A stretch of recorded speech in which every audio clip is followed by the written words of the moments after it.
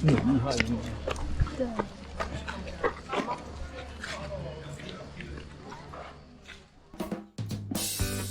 Hello， 大家好，皆さんこんにちは。在上一集中，我们从安卡拉开了将近6个小时后，抵达了棉花堡附近的一个小镇。虽然说开得很远，但好处是今天一早就可以直接前往棉花堡看看。那种断垣残骸的感觉好有味道，很喜欢。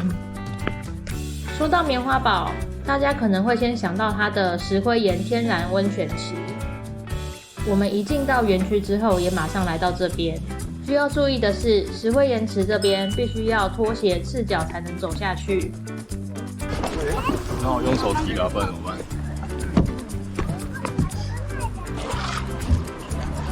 会滑，那个红红的会滑。对，有颜色的地方，这边可能就是有一些咻咻哎。哦，对吗？很冰，很冰哎。哇！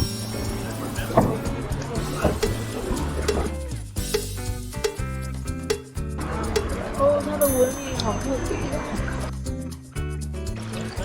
很美。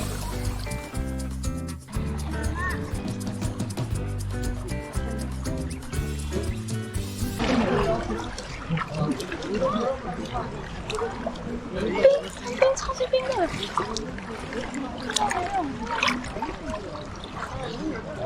哇，好神奇，感觉下面泥巴，下面有泥巴哎。哦，下面痛。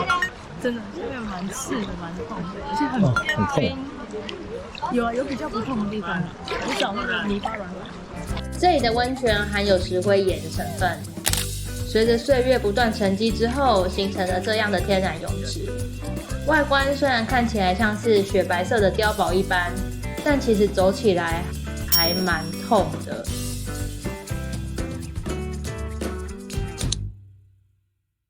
我们去看一下棉花堡这边的遗迹。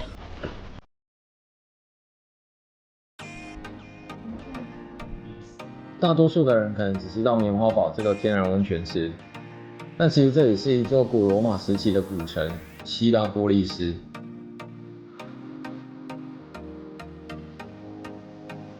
在希拉波利斯里面最经典的就是圆形大剧场。不过从棉花堡的泳池走到圆形大剧场需要爬坡，大概10分钟左右。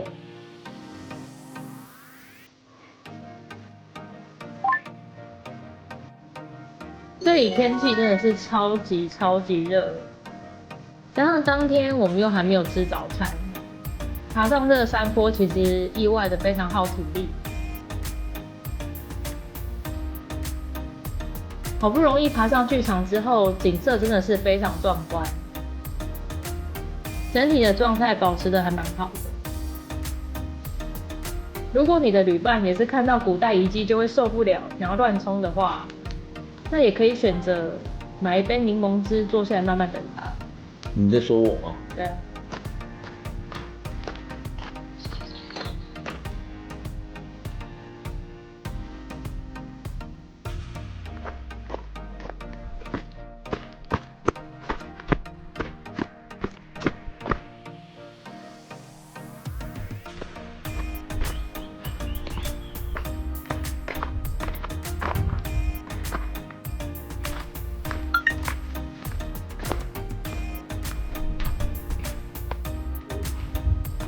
什么毛病？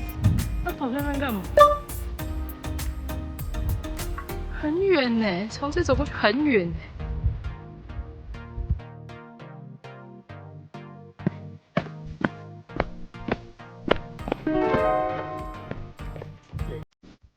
你不是说你去就回来吗？没有啊。你跑去哪里玩？教堂。你有什么问题吗？I don't care。离开棉花堡之后，我们来到另外一个土耳其里面的世界遗产——伊佛索古城。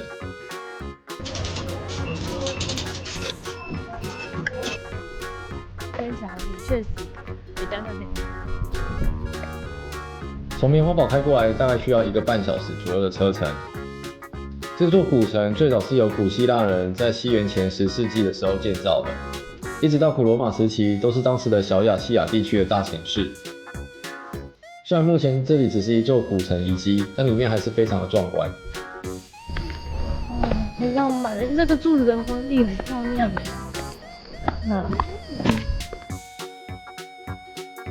以弗所古城内最著名的就是这座塞尔苏斯图书馆。一开始看到的时候，只单纯觉得好漂亮，每一根柱子上一直到天花板，它的雕刻都还保留得非常完整。事后看资料才发现，这里是一座图书馆，据说当时最多藏有12000卷书籍。以弗所古城内的多数的遗迹都是坍塌的状况。如果不看说明的话，其实不大了解它原先是什么样的建筑，或是它背后的意义。不过还是很推荐给喜欢历史景点的朋友们哦。但这个肯定是上面的那个。西格玛，这个是什么？忘记了。Omega 吗？离开以弗所古城之后，我们就一路向北，往伊斯坦堡的方向前进。说起来好像很轻松，但其实路途真的非常远，大概开了6-7个小时才终于抵达伊斯坦堡。博斯普鲁斯海峡，应该是吧？也有可能是，我说条应该是。蛮美的呢。哇，有一种进欧洲的感觉。这次我们没有选择住饭店，而是订公寓式的民宿。我们这次是透过万豪 Homes and Villas 订的，所以有一定的品质保证，也可以累积万豪的房晚和点数。哇，很贴心帮我们看好了。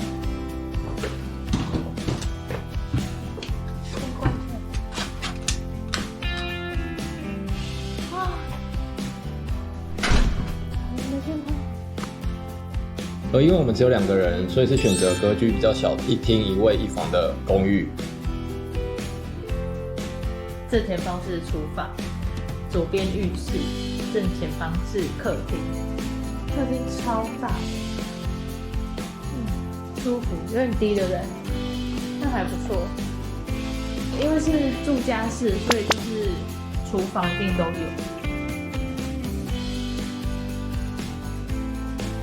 风扇，但是房间是没有冷气的啊，还是这个？这个是冷气吗？还是那是 heat？ 有点像 heat。这一侧的话是浴室，里面有厨房，又有洗衣机，还有烘衣机，整体是蛮方便。这天抵达的时候，时间已经蛮晚了，赶在超市关门之前，我们去了附近的小型家乐福买了一些食材。去了附近的家乐福，然后我不确定他们融合水是不是可以喝，所以我们就自己买了一瓶大的。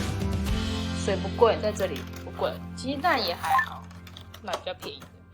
然后后面的早餐可以吃跟宵夜泡面，这样子买下来说多少钱？478.5。他们酒好像税比较高。对，然后这个忘了好好看一下价钱，这个竟然有点贵，但后面当早餐吃也还好。先到这里。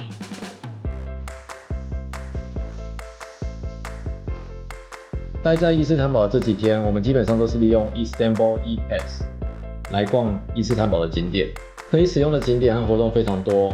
它除了包含门票的费用以外，也有简单的导览。伊斯坦堡最受瞩目的景点，主要还是以皇宫、教堂、清真寺这些历史景点为主。由于位在欧洲和亚洲的交界处，曾经是罗马帝国、东罗马帝国、鄂图曼帝国的首都。在出发前做功课的时候，就看到很多人都有推荐来伊斯坦堡一定要来看看新旧2座皇宫。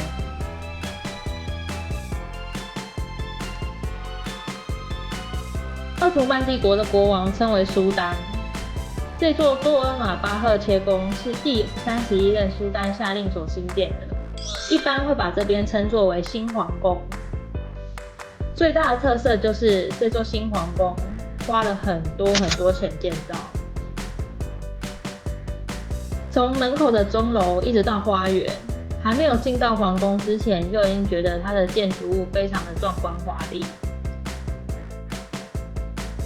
用伊斯坦堡 E-Pass 的好处就是它一天有蛮多导览的时间，只要在开始的时间之前到指定的地点集合就可以参加。那听完导游的简单解说之后，就会原地解散，随后就可以依照自己的步调慢慢逛。有点可惜的是，它的内部没有办法拍照和摄影，不然它的灯饰和雕刻真的是都很金碧辉煌，还可以看到土耳其国父凯末尔先生离世的房间。但它的外观，整个白色的设计加上背景的河岸，真的是超美超好拍。安娜，没有吃的你。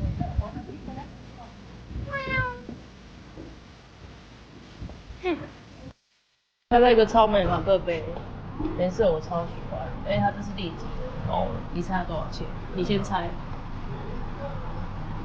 400。好。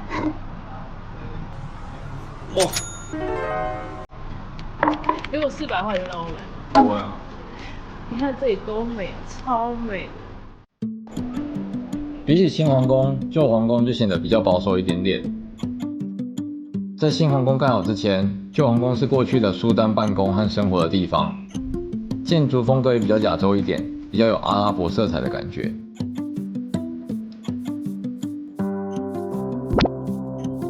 整个旧皇宫的感觉一直让我联想到台北故宫。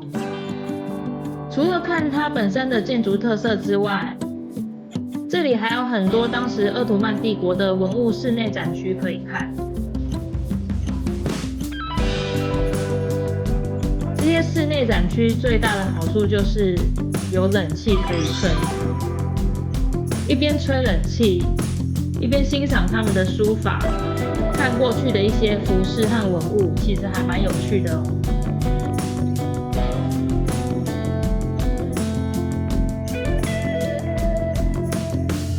旧皇宫的附近还有很多伊斯坦堡代表的景点，像是地下水宫殿、圣索菲亚大教堂、白色清真寺等等。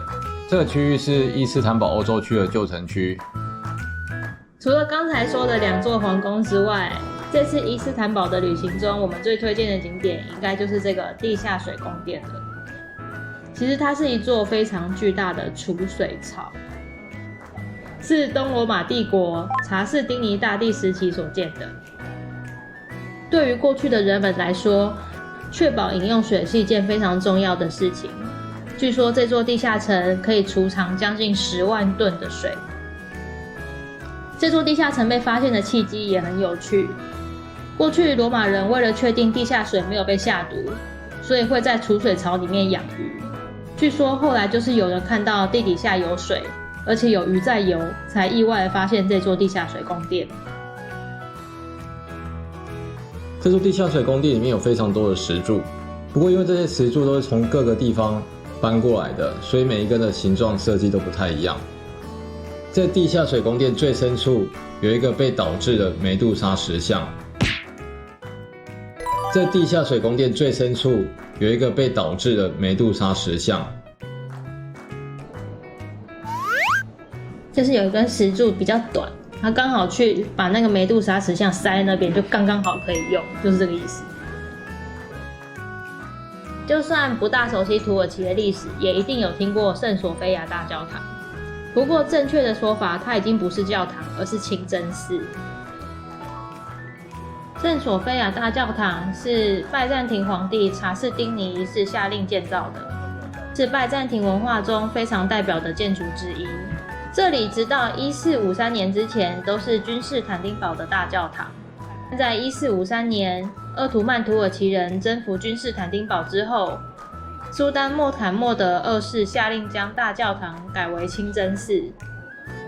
虽然现在是清真寺，但还是留下了很多当时拜占庭建筑风格的特色。不过对于观光客来讲，只能去圣索菲亚清真寺的2楼，没有办法去1楼参观，而且票价也要一个人25欧元左右。欧洲区内还有一个非常热闹的区域——独立大道。Vai! Ai, Xalá！这妹妹永远拿不到冰淇淋。独立大道上有非常多的商店、餐厅，整条街都还蛮热闹的，即便到了半夜也是人潮非常的多。从独立大道一直往南走，可以走到另外一个有名的景点加拉达石塔。有兴趣的话，可以登上加拉达石塔，眺望整个伊斯坦堡的景色。虽然绝大多数的景点都是集中在欧洲区，不过亚洲区内也有几个景点可以走走逛逛。亚洲区有2个比较大的景点，一个是伊斯坦堡里面最大的清真寺。不过要来这个清真寺的交通比较不方便一点，刚好我们那一天是有开车，特地跑来这边逛一逛。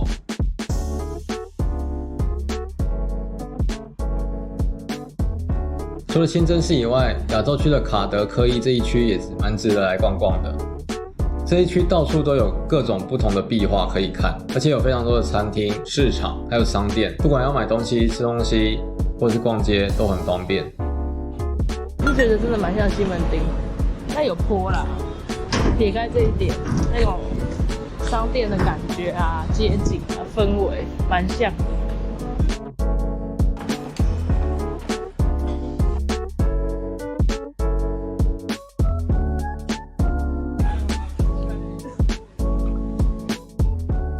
这4天除了去了很多观光景点之外，还有2个非常特别的体验。第一个就是我们去尝试了土耳其浴，因为可以拍摄的部分比较少，所以就简单说明一下，就是会有人帮你洗澡澡，而且全身上下都会撸得很干净。不过重点部位是有遮起来的。整体来说是一个很特别的体验，但我想我人生应该不会想要再体验第2次。另外一个比较特别的体验，就是我们搭了夜间游船游览博斯普鲁斯海峡。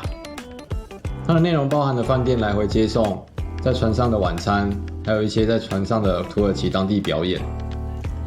船上的游客基本上来自世界各地，有一种早期餐厅歌舞秀的感觉，不过气氛其实很不错。个人觉得小小可惜的是它的餐点，不会到不好吃，但真的是及格边缘。印象比较深刻的是他们服务生非常厉害，一个人对应非常多桌，可以端很多的盘子，而且一边闪着那些表演的舞者。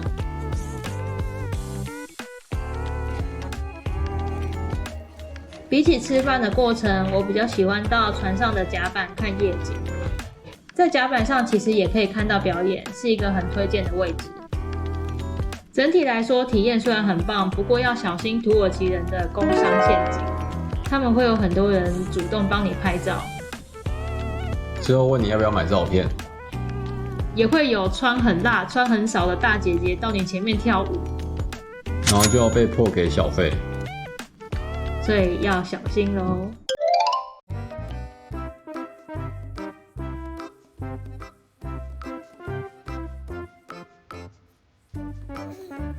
在亚洲区的时候，我们也有去一间可以看到海景的餐厅。土耳其最著名的料理就是他们的宁波，有点类似做成条状的汉堡排，味道还蛮不错的。因为天气很热，我原本是打算在餐厅里面喝一杯，但后来发现这间餐厅是非常虔诚的回教徒，所以基本上没有提供任何酒饮，所以只好挑战喝土耳其的热茶。在土耳其超热，但是喝热茶反而会有点逼汗的感觉。在土耳其旅游的时候，我们也想来尝试看看正宗的土耳其烤肉。在我们民宿附近就发现一间还不错的，炭香味非常棒，而且烤肉串的选择也很多。我点的是他们的茄子烤肉串，土耳其的茄子超大的，烤得非常绵密，非常好吃，肉也蛮美味的，焦香味很棒。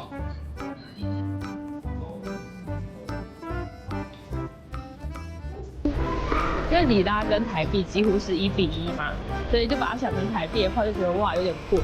而且饮料我们点的是那种一开罐装，然后一瓶80，就觉得好像好贵哦，怎么会这样子？可是把它想成日币，然后一杯可乐400块也差不多。小吃类的话，我们这次也有吃到正统的沙威玛，它的肉串比在台湾看过的都还要大很多。肉的话有2种选择，一个是鸡肉，另外一个感觉像是牛羊混合，分量还蛮大的，可以当午餐吃，还不错。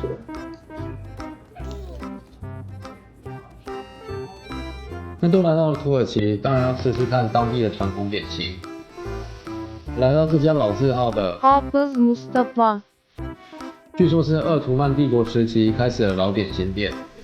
如果想要来吃的话，最好做好心理准备，因为它超级无敌甜。然后外观看起来每一个都非常可口，所以我们一开始就点了5种口味的拼盘，又点了一个大蛋糕。但后来发现不管哪一个都非常非常甜，真的没有办法马上吃完，后面只好打包回民宿慢慢吃。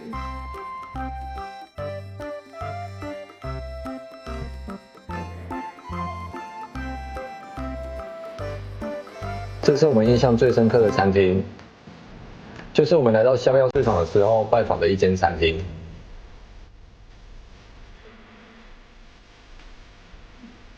在这里我们吃到了非常特别的土耳其起司点心，还有超嫩超好吃的羊排。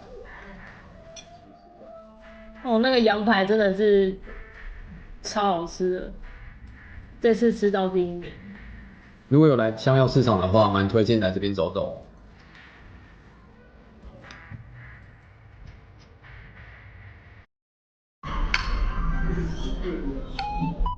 这次的土耳其之旅，我们前后待了10天，除了去了我们心中最想去的卡帕多奇亚之外，也来到了这座历史古城伊斯坦堡，感觉上了一堂非常充实的历史课。